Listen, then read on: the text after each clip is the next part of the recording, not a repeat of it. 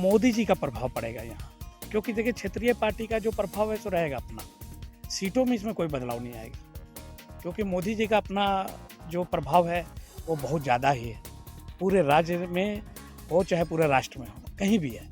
लाख महंगाई बढ़ जाए, जीएसटी बढ़ जाए, जो भी बढ़ जाए, इस मामले को लेकर के जो मोदीमय है वो मोदीमय आगामी 2024 में भी लोकसभा चुनाव में दिखेगा। और यह कहीं ना कहीं मोदी का ही प्रभाव होगा कि कोई भी अगर किसी सीट पर खड़ा होता है तो एक बार मोदी को सोचेगा जरूर। लोकसभा चुनाव 2024 का काउंटडाउन चल रहा है। इसी को लेकर हम न्यूज तक पर लेकर आए हैं एक स्पेशल सीरीज, देश किसका। इस एपिसोड में हम आपको दिखाने जा रहे हैं झारखंड का एक्सपर्ट ओपिनियन। राज्य की सियासत पर पकड़ रखने वाले वरिष्ठ पत्रकार बता रहे हैं कि 2024 के चुनाव में इस राज्य में किसका पलड़ा रहेगा भारी, कौन सी पार्टी जीत सकती है कितनी सीट। साथ ही हम इसी वीडियो में पिछले चुनावों के आंकड़े और मौजूदा विश्लेषण भी दिखाएंगे।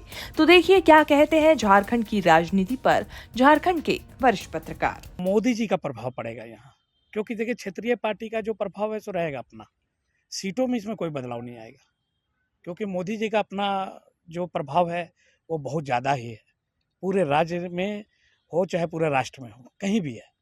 जेएमएम ठीक है, जेएमएम अपना है, उसका एक पॉकेट है संथाल परगना, क्योंकि उसी से चलता है, उसका कभी भी कम बेसी होता है, लेकिन उसके परसेंटेज में सीटों में बढ़ोतरी बहुत कम ही है। एक बार पहले हो चुका है, अब नहीं हो रहा है ये 20 साल से। देखिए यहाँ जो भी मोदी वो है कि हर हर मोदी घर घर मोदी की जो कहावत है वो चरितार्थ हो रही है। हर हर मोदी और घर घर मोदी से केवल पुरुष ही नहीं बल्कि महिलाएं भी उद्वेलित हैं, महिलाएं भी मोदी को चाहती हैं। भले लाख महंगाई बढ़ जाए, जीएसटी बढ़ जाए, जो भी बढ़ जाए, इस मामले को लेकर के जो मोदीमय है वो मोदीमय आगामी 2024 में भी लोकसभा चुनाव में दिखेगा। और यह कहीं ना कहीं मोदी का ही प्रभाव होगा कि कोई भी अगर किसी सीट पर खड़ा होता है तो एक बार मोदी को सोचेगा जरूर। झारखंड की लोकसभा सीटों को लेकर सबसे ताजा ओपिनियन पोल की बात करें तो इसमें बीजेपी को 53% वोट शेयर के साथ 12 सीटें मिल सकती हैं। वहीं जेएमएम को सिर्फ 1 सीट मिल सकती है। सर्वे के मुताबिक इसका वोट शेयर 13% रहेगा। सर्वे के मुताबिक कांग्रेस झारखंड की एक भी लोकसभा सीट नहीं जीत पाएगी। ये पोल इंडिया टीवी सीएनएक्स ने किया है। पक्ष विपक्ष में जो तैयारियां चल रही है और जो झारखंड गवर्नमेंट के जो पक्ष में जेएमएम की जो सरकार है गठबंधन की, वो अपने काम पर ध्यान दे रही है, वो जो भी घोषणाएं हैं कर रही है। लेकिन सीटों के मामला में अगर देखा जाए, लेकिन बीजेपी की जो रणनीति है वो अलग रणनीति है। पिछले सरकार में 11 सीट लाई है, खराब होने के बाद भी जेएमएम का 1 सीट है, लेकिन हो सकता है जेएमएम का वोट और परसेंटेज बढ़ जाए, लेकिन सीटों के मामले में थोड़ा कंफ्यूज है।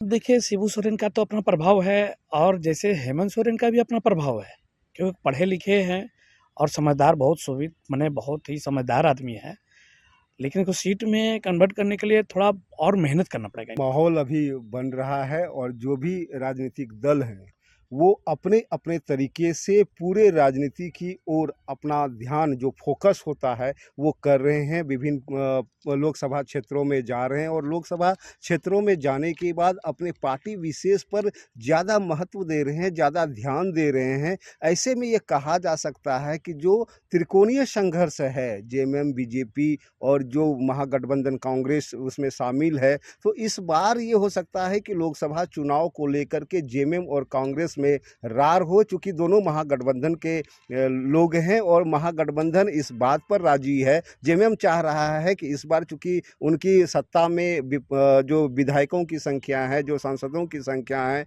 वो कांग्रेस से अधिक है। और इस राज्य की अगर मैं बात करूं और झारखंड राज्य में जो जेएमएम है वो पूरी तरह से कोल्हान क्षेत्र को अपना प्रभाव बनाना चाहता है। इससे पहले 2019 के लोकसभा चुनाव में बीजेपी ने झारखंड में 51.6% वोट शेयर के साथ 11 सीटें जीती थी। कांग्रेस को 1 सीट मिली थी और वोट शेयर 15.8% रहा था। जेएमएम और एजेएसयू ने भी 1-1 सीट जीती थी, जहां जेएमएम का वोट शेयर 11.7% रहा तो वहीं एजेएसयू को 4.4% वोट मिले।